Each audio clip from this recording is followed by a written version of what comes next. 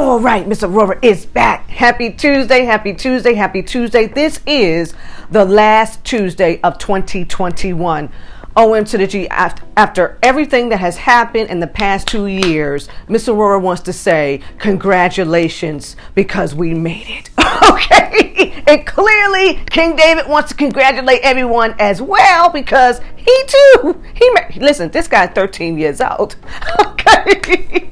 In this video, Miss Aurorah wants to go through this brief case study. Now, many of the secured entrepreneurs already know what we're all about over here. We are all about tax-free wealth, legally avoiding taxation, utilizing every tax deferral strategy that the Internal Revenue Service will allow for us to build, multiply, protect our generational wealth, right? So in this video, I really want to get into these three families, okay, that,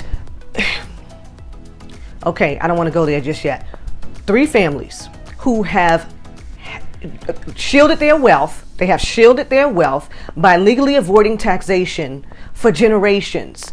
And Ms. Aurorah has a thing about, I have a curiosity with the inheritors, these individuals who are around today, the great-great-grandchildren of these individuals who started all of this, who found their way to shielding their wealth, who found their way to protecting the businesses, okay, who found their way to leaving not only the business in good standing, but the monies, the assets, okay, to the inheritors, and what they are doing now in this new age, okay, to continue to legally avoid taxation, to continue to grow and protect the businesses, and continue to live off of money that has made money.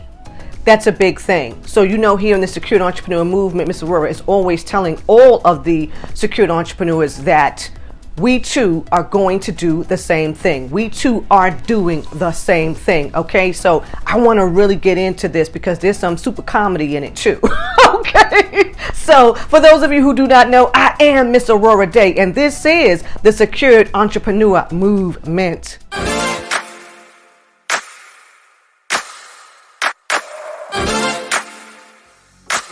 Some of this stuff really is going to give you a chuckle. A lot of these things that Miss Aurorah researches and reads, and a lot of the tourist places that you are able to go owned by a lot of these people, there's a lot of things inside of these homes that will really get you going. It's like, this person was really thinking about this. And we all know that thoughts become things, right? So when you see it and when you see what these people actually accumulated that has been passed on, that people are actually, you know, enjoying, that's the word, enjoying today, it is really quite interesting. Okay, so here we go.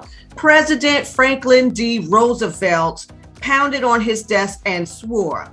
His Treasury Secretary had handed him a series of memos detailing the many ways the wealthy were avoiding taxes. Okay, I want you all to take note that no family in this story were ever arrested, were ever tried in court, were ever jailed, okay, for any of the legal tax avoidance, okay? Just bear note, take note, okay?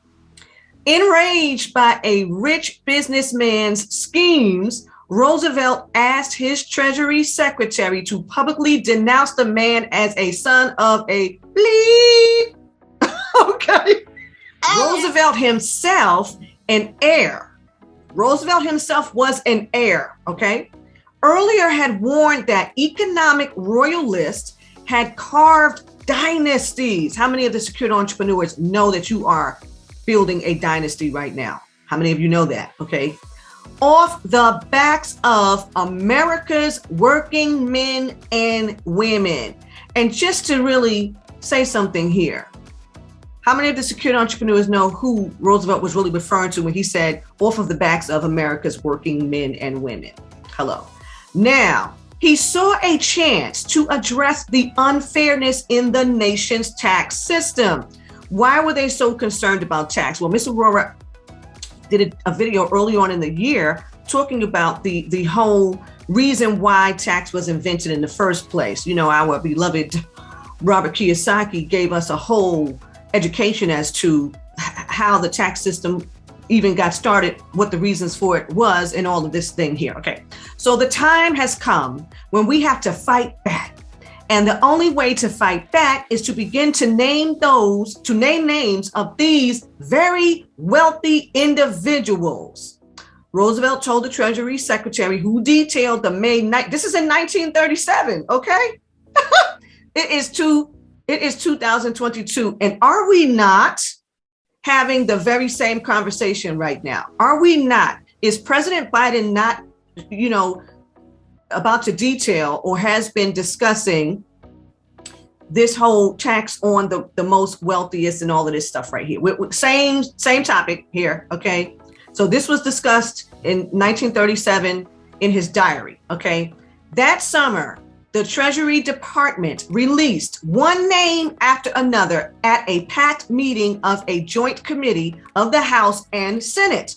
Americans saw how many of the country's wealthiest families gamed the tax system, okay, with tricks that Roosevelt described as so widespread and so amazing, both in their boldness and their ingenuity, that further action without delay seems imperative. Let us go on. Some businessmen stashed their profits in secret accounts in the Bahamas. This is between 1920 and 1937, first of all. Okay. Now pay attention, because we still have Mars bars, we still have M&Ms. Hello. Ethel Mars, the widow of candy maker Frank Mars, was singled out for equine tax avoidance. Now, take note, this does not say tax evasion, because none of these people ever evaded taxation. They utilized tax avoidance strategies back then, okay? She deducted the losses from her Milky Way horse racing stables from the candy manufacturer's corporate taxes. The woman was intelligent. The woman had been schooled, trained, and she was knowledgeable. Hello.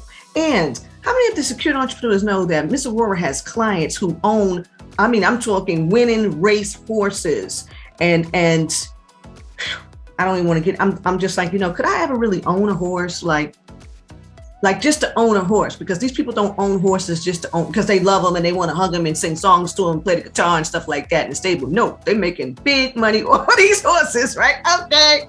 The Internal Revenue Commissioner testified that the late E.W. Scripps and I'm going to get into this, and his son, whose newspapers championed the working man. Who was the working man at that time? We're talking 1937, right? Avoided an estimated $500,000 in taxes, nearly 10 million in today's dollars. Okay, this is huge. Okay, because I'm reading your emails, and a lot of you all are saying, it has to be impossible. You feel as though it has to be impossible simply because in the earlier in our country's history, people had access to things that made the country move, okay? And now you believe that it's not happening in this time. Mr. Aurorah is here to tell you that many of us know that is not true. This is just what was happening in that time. Doesn't mean that there's nothing here today that is not going to yield you these very same results financially, okay? Yes, the emails, okay? I thank you for emailing. Please continue to do so at info@aurorahdayconsulting.com. Now, some of the secured entrepreneurs, and I'm grateful that you're here watching the videos on YouTube. If you have not subscribed, if you have not rung the bell, okay, please do so now. You know that you always get a reply email asking you to get onto the calendar, simply because your emails are like biographies, okay? There's too much information that you're actually wanting, and you need to get onto the calendar so Miss Aurorah can go over those things with you, explain things to you, and then offer you something that would actually assist you in creating the type of family trust, the type of asset management trust, okay, that you are desiring to not only protect what you have going on now, but you already have grandchildren, and some of you actually have great grandchildren and some on the way, okay? So let's make that happen. By directing income to holding companies. Are we not still utilizing these strategies and these techniques today? Yes, we are, right here in the Secured Entrepreneur Movement. The links are below to get on Miss Aurorah's calendar. I don't really know what's going on with you. Hello. Derided by the commissioner as merely ephemeral subdivisions of the personalities of the individual owner. Don't that sound like that Damon Wayans character on In Living Color? Oh, Lord. To take advantage of lower tax rates and deductions. Hello. Okay. The starring villain. Oh, this is where I went off. Okay. The starring villain in Roosevelt's crackdown on aggressive tax avoidance was the Mellon family, which controlled banks, aluminum production, and oil interests. How many of the secured entrepreneurs know that we have a very, very lovely, lucrative relationship with the Mellon Bank, Bank of New York Mellon? Many of the secured entrepreneurs are clients of the Bank of New York Mellon. Hello. Hello. So, what did I say already? Generational, right? Business is still around. Business is still thriving. People are still inheriting. This thing is going on and on. Hello. How many of you want it? Okay. Roosevelt summed up the stakes of this historic probe in a letter to Congress. Listen to this. Taxes are what we pay for civilized society. Really? He wrote, invoking former Supreme Court Justice Oliver Wendell Holmes. How many of you have read about Oliver Wendell Holmes? Hello, take a study. He then added his own knife twist. Too many individuals, however, want the civilization at a discount. Okay. In the more than 8 decades since the hearings, tax avoidance has, and we keep using the word tax avoidance for a reason. Remember, you can avoid taxation, but you cannot legally evade taxation. You can legally avoid taxation, but you cannot legally evade taxation. We know that, right? We know that here in the Secure Entrepreneur Movement. Tax avoidance has hardened into a way of life for the ultra rich. I mean, you know that you don't have to be ultra rich to take advantage of tax avoidance strategies. Hello. Over the past year, ProPublica, which is where we're getting this article from, okay, has analyzed confidential IRS data covering thousands of the nation's wealthiest people and revealed the largely legal, I need my drink, legal strategies that, I'm getting excited. The legal strategies they use to drastically winnow down their tax bills, sometimes to zero. It is true. It is true. Armed with this type of technology is what I want to call it, because the meaning of technology is the systematic treatment of the applied sciences, right? Technology, the systematic treatment of the applied sciences. So this is a technology. Okay. The Scripps, Mellon, and Mars families are living proof of the triumph of tax avoidance. Man, listen. 2022, party people, in the place to be. And the durability of dynastic fortunes. Their combined wealth today is pegged by Forbes at $114 billion. Pay attention, secured entrepreneurs all over the world. Over the years, Members of all three families have played prominent roles in the modern anti-tax movement. This is a modern anti-tax movement, party people, okay? And have helped shape tax policy. And in a century-long cat and mouse game, Congress has scrambled to keep up with their taxes. Do you believe that? Comment below. Comment below. If you're seeing any of this on Instagram, comment below. If you're seeing this on YouTube, comment below. If you're seeing this on Facebook, comment below. Do you believe that Congress is scrambling to keep up with their tactics? Okay. Do you believe that? Drawing on the trove of secret IRS data, as well as letters, diaries, books, congressional records, and court documents, ProPublica traced how these families managed to preserve their wealth over the last century. How many years is a century, party people? Come on, comment below. Hello. Despite congressional efforts to clip dynastic fortunes. Do you believe that there have been efforts to clip dynastic fortunes? I think not. Is not Hollywood a monopoly?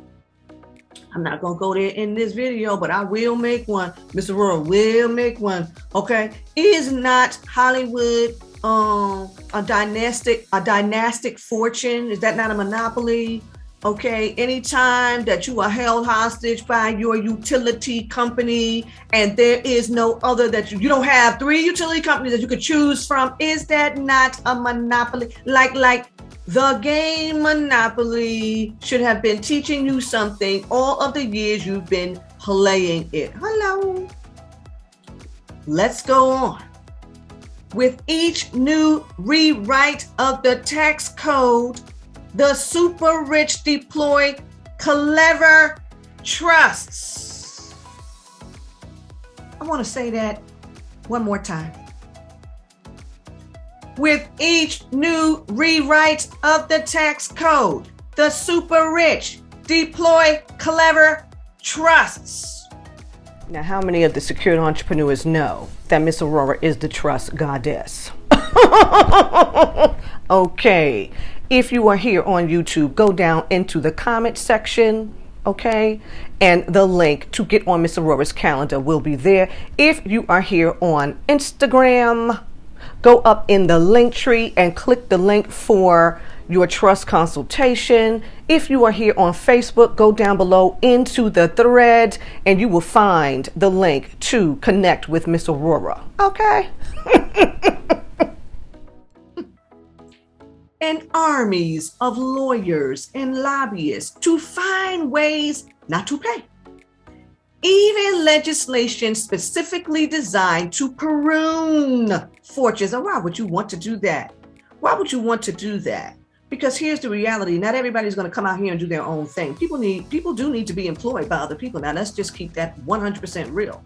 Not everybody's going to come out here and build a dynasty, build a company that will go on for generations and feed their families. Not everybody's is even designed to do it that way.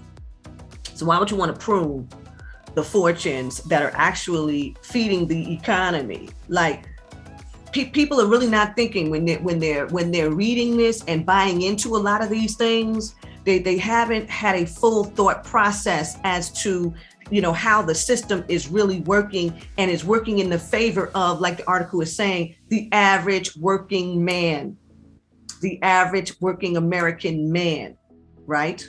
Okay. Take the estate tax, which was established in 1916. I could really go in on what was going on in 1916 because y'all all know that Miss Aurorah is the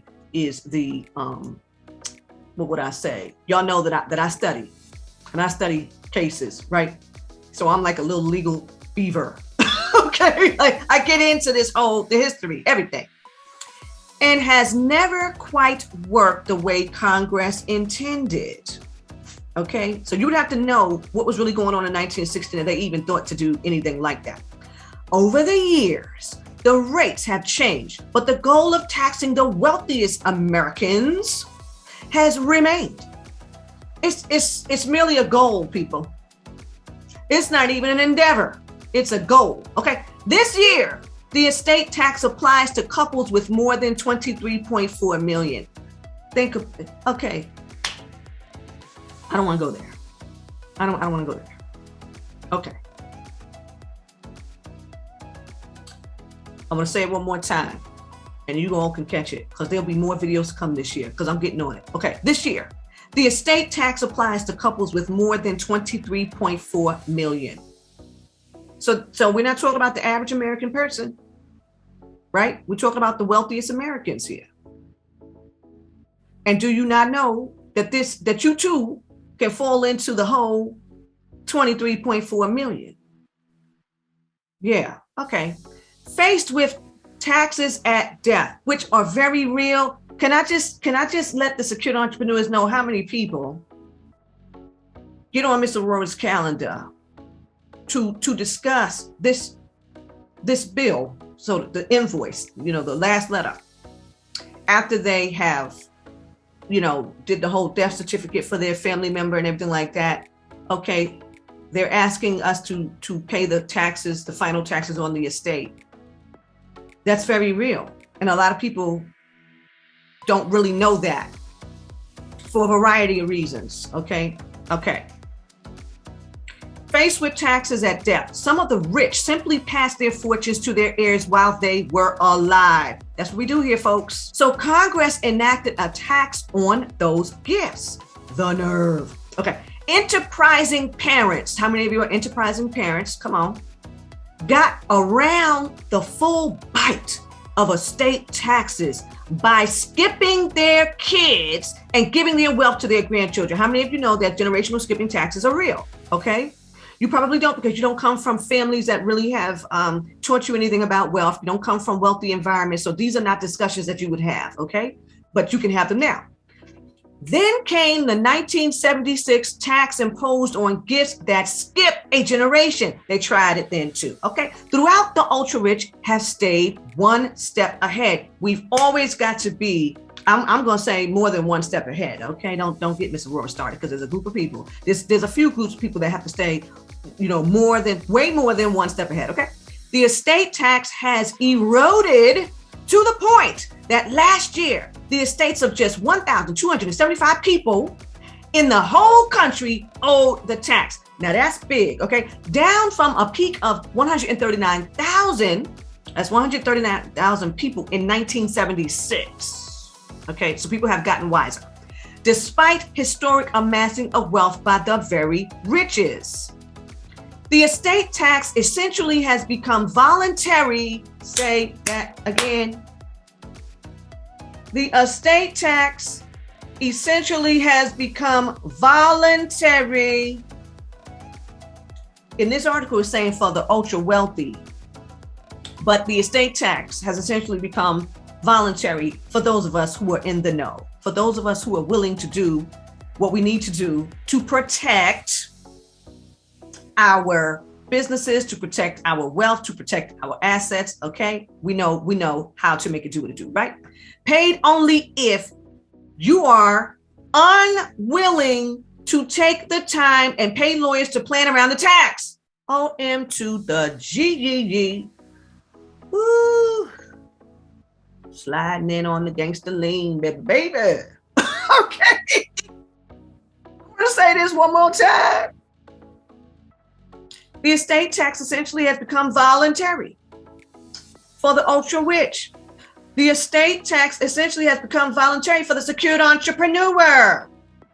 Paid only if you're unwilling to take the time and pay Miss Aurorah to plan around the tax. And this is being said by Alice Abreu, a tax law professor at Temple University. Oh, why are people trying to make folks wrong when they all the way right? Oh my gosh. Okay. Neither of the main levers the government has to rein in dynastic wealth and inequality. Income and estate taxes is working, she said. noting that their failure also deepens racial divides as the modern aristocrats, like their forebears, are overwhelmingly white. She got into it here. The ultimate consequence, she says, is the very real threat to democracy that we're facing right now. Why? Because people won't get in the know. People won't, like she said, if you are unwilling to do what it takes, this is where you're going to be. This is where you're going to be standing at the end of your life. This is where you're going to have your children, your grandchildren. Okay.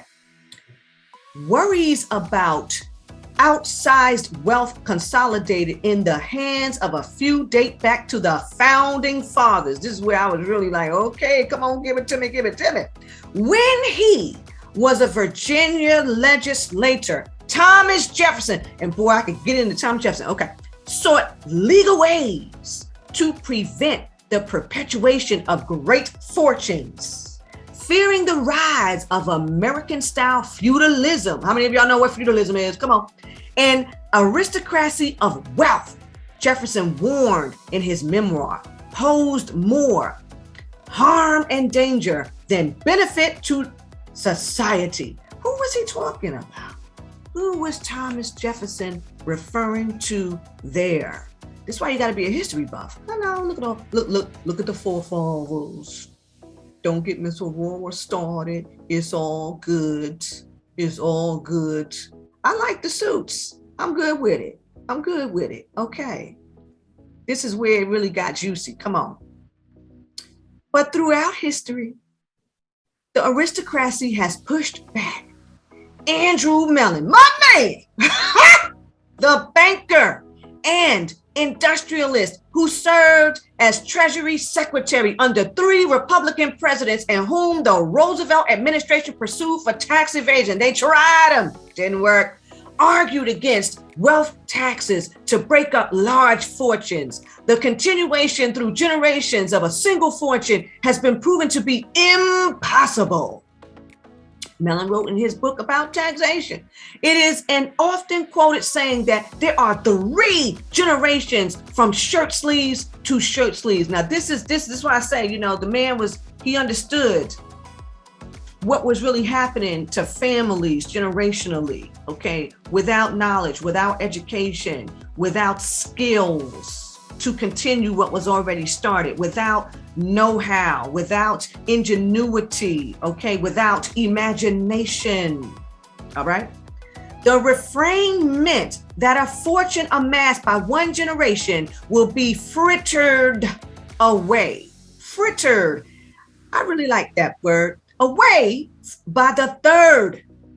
So he noted that by the time, if one generation started something really good, the second generation will carry on, but those children would be about something else because times change, right?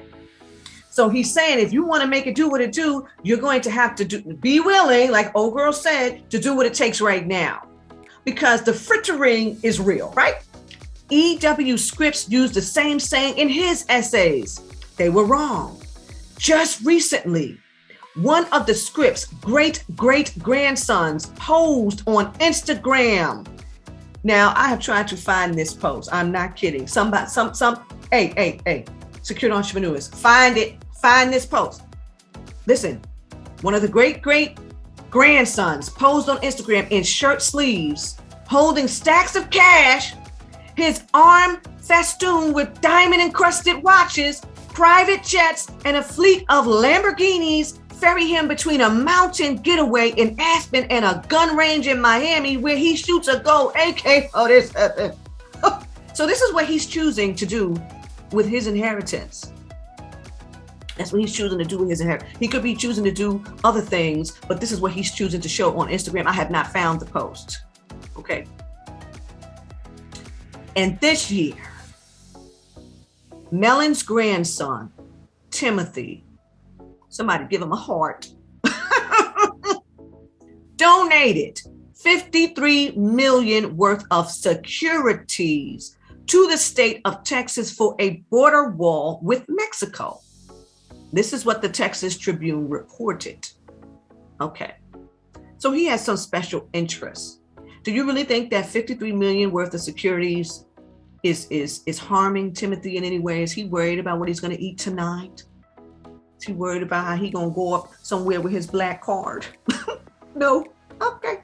A railroad investor and major donor to Donald Trump's 2020 re-election campaign. Oh, Timothy is in it. Timothy Mellon wrote in his autobiography that big government has made a record number of Americans dependent on government largest.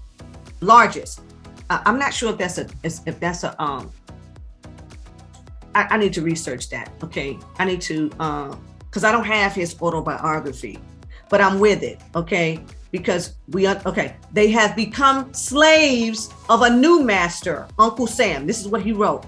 Somebody find Miss Aurorah this autobiography, because I searched for it, but I don't know the name of it. And so I'm not even sure if what I found is the right one. I'm going to have to do a test. Okay. So, okay. Here we go. Let's end this.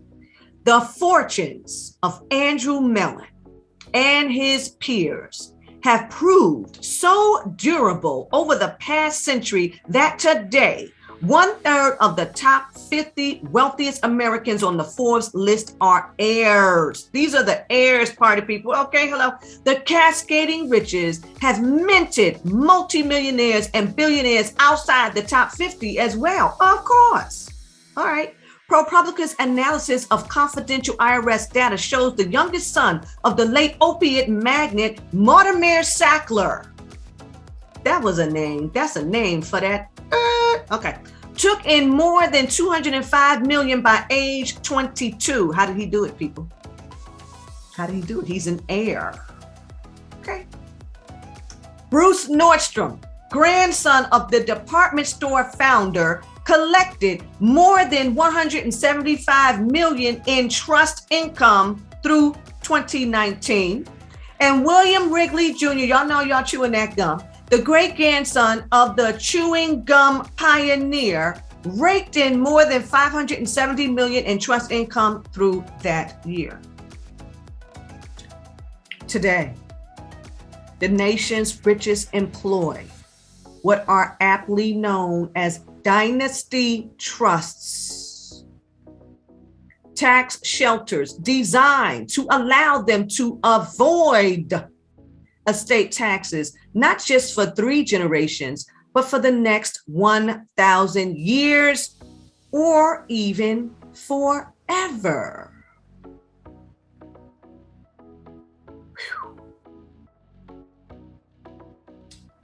What say you, secured entrepreneurs? What say you? All right, you heard it. You all know that you can find me, Miss Aurorah Dey, at AurorahDayConsulting.com. And until next time, ta-ta.